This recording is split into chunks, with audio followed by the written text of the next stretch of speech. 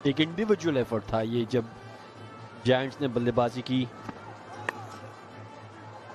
Run मिलेंगे यहाँ।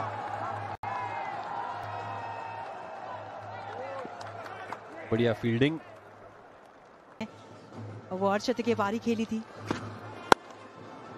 और अभी तक सब गेंदे मिडल किया और ये तो टॉप क्वालिटी शॉट है।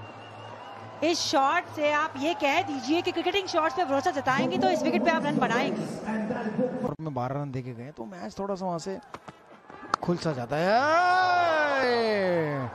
दोनों के ठीक बीच से गई। हिल्स आउट होने की तो पूरी कोशिश कर रहे हैं, इस बार मौका भी दिया है लेकिन जी आजम खान को तो अपना नेचुरल गेम खेलना चाहिए, जिस इस तरह से स्ट्रोक प्लेयर है, अटैकिंग प्लेयर है, आक्रामक बल्लेबाज है और उस लहर में ही खेलना चाहिए उनको।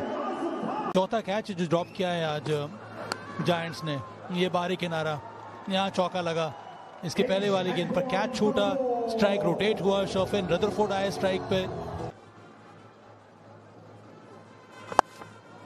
बड़ा शॉट खेलना चाहते थे, विकेट का मौका हो सकता था लेकिन आज जितने मौके आए हैं ना उतने मौके गंवाए हैं और ऊपर से जले पे नमक चढ़ना इसे कहते हैं। मिसफील्ड के चलते 4 रन और शतक भी हुआ वाइपर्स का पूरा।